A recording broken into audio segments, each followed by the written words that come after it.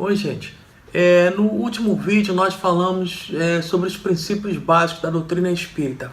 Voltamos a falar em Deus, que é a inteligência suprema, a causa primária de todas as coisas. Falamos da imortalidade da alma. Falamos da comunicabilidade dos espíritos. A doutrina espírita diz que nós, além de não morrermos, nós podemos nos comunicar com o nosso mundo, chamado mundo dos vivos. Há uma questão bastante interessante que alguns dizem, voltamos a repetir, respeitamos as opiniões, mas temos que também colocar as nossas, que a Bíblia proíbe a comunicação com os mortos. Duas questões, e umas pessoas dizem que a comunicação com os mortos não é possível. Então temos aí uma contradição. Como é que alguém proíbe alguma coisa que não seja possível? Então vamos ao esclarecimento. É possível e existe a proibição na Bíblia, sim. Lá no Deuteronômio de Moisés, ele proíbe a comunicação com os mortos. Só que a Bíblia ela tem uma temporalidade, ou seja, o que era proibido numa época, o que não era recomendável numa época, e eu vou dizer por quê, não serve a proibição para os nossos dias. Por quê? Na época, o pessoal abusava do direito de se comunicar com os mortos. Qualquer passo que quisesse dar, iam buscar as pitonisas, aquelas pessoas que se comunicavam com os mortos. Se um comandante desejava levar o seu exército à guerra, ele ia lá e perguntava qual era a melhor tática, ou se ele sairia vencedor naquela batalha.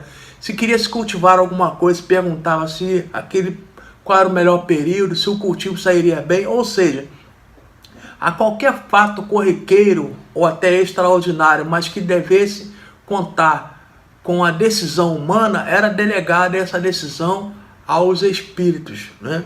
Então os espíritos comunicavam e davam lá os seus pareceres. Para coibir o abuso, Moisés então proibiu que tal fosse feito, né? Mas hoje nós vemos que a comunicabilidade dos espíritos bem empregada, como em tudo na vida, o dinheiro é ruim? Não, o dinheiro não é ruim, mas se for mal aplicado, ele se torna nocivo. A fala é boa? A fala é boa. Mas se for mal aplicada, também serve ao mal. As mãos são boas? São. Mas se mal aplicadas, servem para tirar a vida em vez de confeccionar vacinas ou remédios. Então, tudo depende do uso em que é feito. Na maioria das vezes. Há as exceções, né? Mas nós vamos falar só de coisas boas. Então, Moisés proibiu a comunicabilidade, mas hoje nós vemos que a comunicabilidade é saudável, como nós abordamos no vídeo anterior a respeito, que serviu para absolver um inocente. E a reencarnação? Muitas pessoas falam, a reencarnação não é um ensinamento trazido pelo Espiritismo. Sim, não é. A reencarnação é uma situação muito antiga, né? Era a crença de vários povos que nos precederam, como a imortalidade da alma também, né? Os egípcios mumificavam os seus seres para que um dia eles voltassem a animar o mesmo corpo, eles acreditavam assim. E outras pessoas dizem assim, mas a reencarnação, se não é trazida pelo Espiritismo, por que o Espiritismo adota? Porque o Espiritismo não só apregou a reencarnação, como explica como se dá a reencarnação, né? E outras pessoas explicam, mas como? Simplesmente, nós vimos que os espíritos não morrem, que vão para o plano espiritual, se reciclar e aguardar uma nova chance de animar um corpo, que é dado a esse processo de ida e vinda do espírito ao corpo físico, que nós chamamos de reencarnação. Muitas pessoas falam assim, mas a reencarnação está na Bíblia. Mas claro que está. Basta que a gente queira ver um pouquinho, né? Havia ao tempo de Jesus um homem chamado Nicodemos, que era príncipe dos judeus. Ele ensinava nas sinagogas, já que o ensinamento naquela época não era destinado ao popular, mas sim aquelas pessoas escolhidas. E Nicodemos era um desses que pregava no templo. E vai procurar Jesus e ele coloca o seu título abaixo de Jesus quando ele fala mestre. Chama Jesus de mestre. Sabemos que vieste de Deus, pois que ninguém poderia fazer os milagres que faz se Deus não estivesse com ele. Como devo fazer para entrar no reino dos céus? Então Jesus diz, em verdade vos digo, que não entrarei no reino dos céus se não nascer de novo. E Nicodemos, então, estranhando a colocação de Jesus, fala assim: mas como pode um homem, sendo velho, entrar no ventre de sua mãe para nascer uma segunda vez? Jesus fala assim: em verdade vos digo, se não voltar ao ventre de sua mãe e nascer uma segunda vez, não herdará o reino dos céus.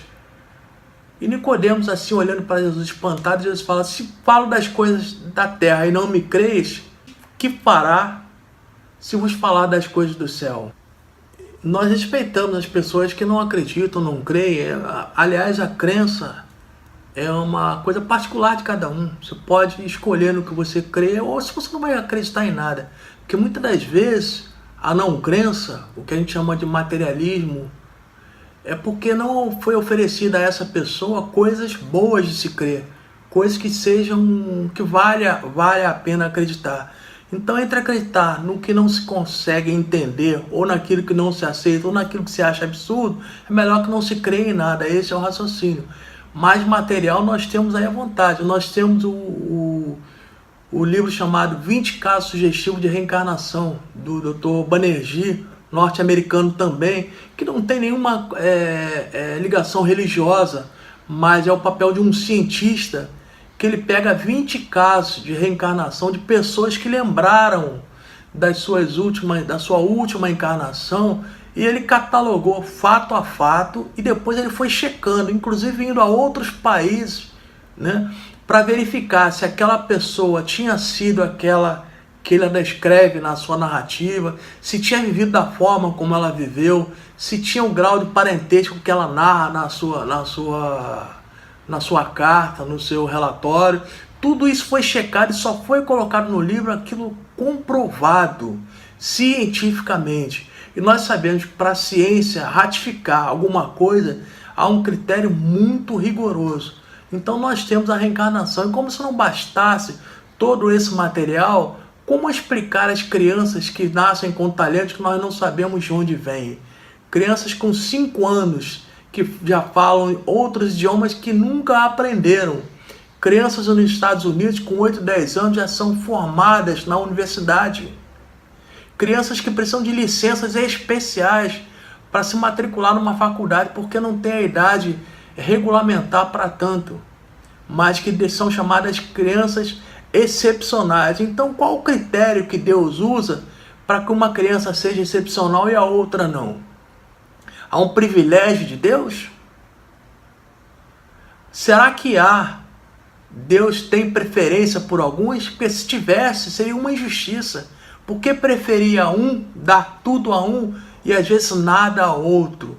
Crianças que nascem deformadas, crianças que nascem com aqueles chamados fenômenos teratológicos, com as fisionomias totalmente desfiguradas, que causam espanto e às vezes até repulsa nossa indevidamente, porque são espíritos em provas duríssimas, né? E que nós devemos respeitar, porque eles às vezes nós podemos achar feios